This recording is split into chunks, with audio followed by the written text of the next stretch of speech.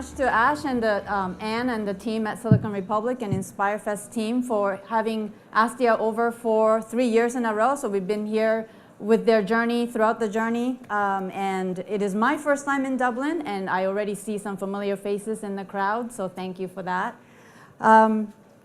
So Astia is a global nonprofit organization, and we are leveling the playing field for women entrepreneurs. And what that means is that we provide access to capital and to networks and just-in-time advice so that our entrepreneurs are successful. And we do things a little bit differently, and that's one of the things that we appreciate about Inspirefest. Anne and her team has put together groups of people that think differently and, as a result, act differently. And we do that at Astia, where we do things a little differently for big reasons. And one of the reasons that we do things differently for big reasons is that we believe that women entrepreneurs do not need to be fixed. Thank you. Because we're not broken. We don't need to be fixed. What needs to be fixed is the system. So let's get working on that.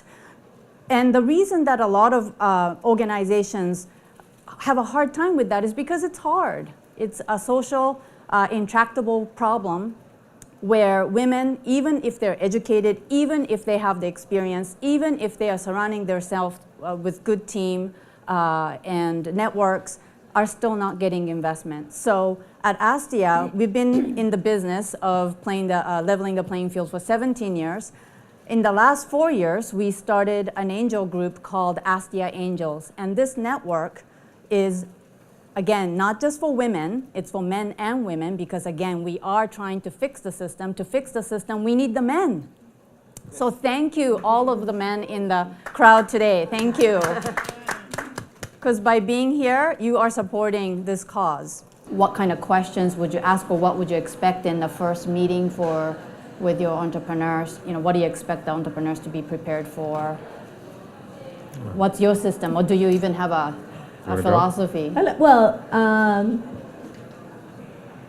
I usually before a company actually see them pitch, I probably know something about them. I try to do my homework. I might try to see a deck a little bit in advance, or check their social media or LinkedIn or something like that. I don't really like to go cold. I do like to do LinkedIn particularly, because then I can see, what other investors are they connected with, and things like that. So that's sort of like before. What's a red flag for you when you've heard the pitch, you're really impressed? Huh? If you have a really bad LinkedIn, like it says that, because, and this is a theme I always say, is everything's a signal. So if you're not careful about your LinkedIn, so your LinkedIn is your network, and if you're not careful about how you curate your network, what else are you not careful about? Are you not attentive to your customers? And that's a big thing, a signal. How you treat me as an investor is a signal for how you might be treating potential customers, because it's the same skill to sell your your business. You're selling part of equity in your company and so forth. So I think about that a lot. So that's interesting. And I too also do a little bit of homework sometimes before, especially if it's an area I don't know much about. So to go in cold, I feel like I could get more out of it if I have a little bit of background, like you said. Mm-hmm. But I guess what I'm looking for on a pitch, or first time with an entrepreneur, is first, do they have a good idea, and are they passionate about it? Their passion is very important, because they're passionate about it. They're probably going to be working very hard to make that happen. And the other thing is the problem they're solving, is it a painkiller versus a feel-good? It has to be a pain point that they're addressing. And sometimes it's not that obvious what the pain is. But if it's serving a market that's not being really served well, that to me says, this is something that's maybe I should invest in. So those two things are kind of what I look for: market and an idea, technology sometimes. It doesn't have to be technology, it just has to be an idea. Yeah, and I think one of the biggest problems with the pitch is that it actually really isn't for investors, because it's really about selling the sexiness of your company, and not, is this actually a good business deal for me? an angel. And one of the things I think that could be surprising for new entrepreneurs who've come through and they've been coached so much on having a really exciting pitch is that we might get in the first questions, to go back to your other question, like we might be asking is like, we want to see your cap table kind of soon. And you're like, what? We want to make sure that you have, and then we want to see legal agreements, boring. And then we want to see your financials. Again, you're like, what? And because I like this, because I want to know, like, are you who you say you are? Do you own the IP that you say you own? Do you have agreements?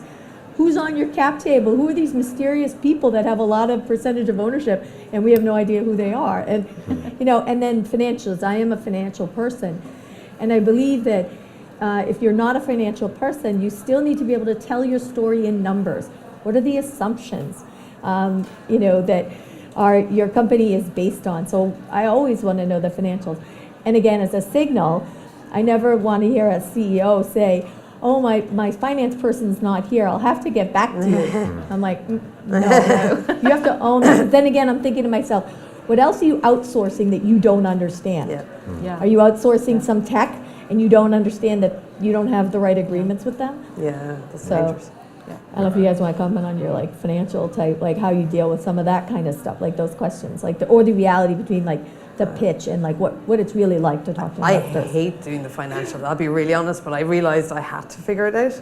And, it is my bugbear, but, generally you have to be there. You have to be involved in every single part of the business. And it's exhausting, but it's you kind of just need to have that touch point on everything because it just doesn't make sense. So it's a pain for people who aren't naturally in finance, and I'm a technology person, but I had to learn it. Because, the worst thing in the world is to stand there saying, I don't know. I think it's, you may as well just get your stuff and walk out. We're done here. I'm just going to leave it here. I agree. I mean, I agree with you. I was a VC for a number of years, and so which is cheating, As much oh, nice. I knew the I didn't know that. It's good. It's really important as an entrepreneur. It isn't just the financials, though, is it? It's the business model. It's how you're going to make money. The financials, not everybody's good at spreadsheets. I'm not. Steve is great, But we all understand the business model and how you're going to drive revenue, which is about understanding your market, who your customers are, and how you're going to translate that into something that the VC will find attractive.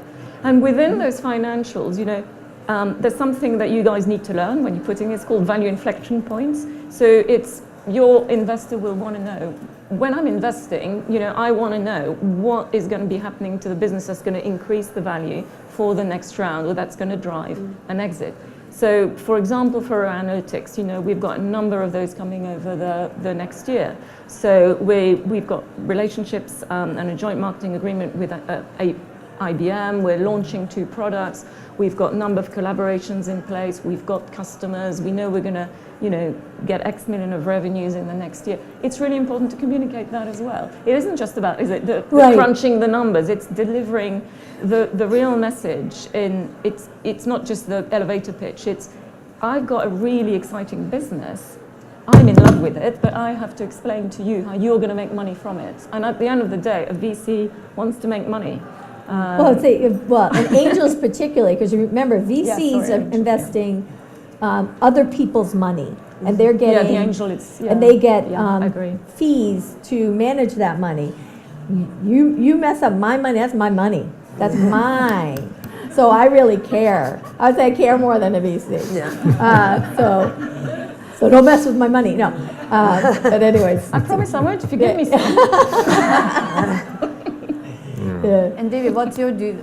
Well, I just want to echo also that I've seen so many pitches, and it's almost like they're treating me like the customer, and it's all about the product, and it's like how wonderful the product is, and all excited, and it is great, it is exciting, but I'm an investor. I'm going to be a partner with you. I'm not going to be a customer. I'm going to be working with you. We're going to be making this together. So we've got to talk about all the pieces, including stuff maybe you don't want to talk about. Like, what are your weaknesses? What is it you need? And they don't like to talk about their weaknesses because they're afraid you won't invest. But actually, I prefer the full truth, get it all out.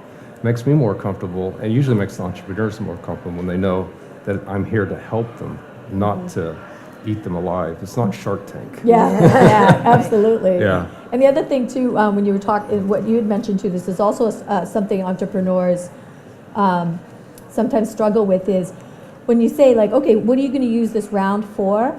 And they tick off, we're going to hire this person, and I'm like, I don't care. It's not how you're going to spend it. What are you going to accomplish? Yeah. Which is like, so this is going to bring you to what level of sales or what stage of the product development. You know, how you actually spend the money, I mean, of course, that matters, but what do I get, you know, for this investment? What's the valuation going to be at the next level? I think that's when you're coming, there's a lot of tech founders out there, or people like what you coming from the area of expertise, which is a great thing for founders. But what, you know, I've seen, and I did myself in the beginning, is, you know, I'd have my slide deck and way more than 50% be about product, because I love the product, and I can talk like for hours about the product. And then as we go into the finance, I get less and less comfortable, so I'd have a shorter, you know, and then I was eventually like, no, you can't do that, and that's where you just have to get into the nitty gritty and figure it all out. And then I noticed my deck changing, and my product got shorter slides, and you know, it worked better for sure. In fact, let me just mention about the deck. The deck should be considered a living document that you go to on almost a daily basis to keep it going, keep it alive, keep it changing and updating, because the business is going to be changing like that too. Yeah, true. Sorry. Yeah, go please.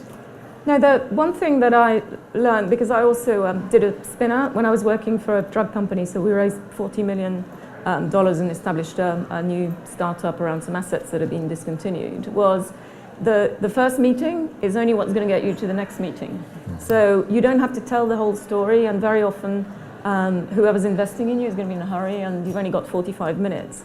So you've got to really think about that. The first meeting is about getting the idea across.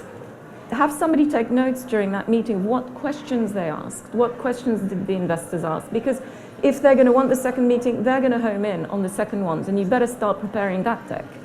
You know, if they weren't sure about the market opportunity, prepare a deck on the market opportunity. If they ask you questions about the financials, you weren't sure, make sure you brush that up. Always have that in mind. And the second meeting leads to the third meeting.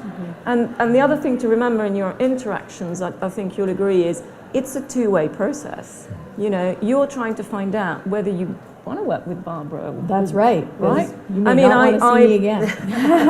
I came across some interesting types that I shall never contact again in a meeting. So, and don't disclose too much. Some investors are trying to fish in your pond because they've got competitor companies. So don't have meetings with investors who've got companies that are operating in your space, even if you're under an NDA. It's a big no-no. Do your homework. And if it's not in their sweet spot, you'll be wasting your time anyway. So the sweet spot is what they like to invest in. So it's really important before you even have that meeting is to really think about who you're talking to. And yeah, tailor your deck. But don't, who was it? I think it was somebody, Steve, you were saying that don't tell a different story to a different investor because they think that's what they want to hear, because they talk to each other.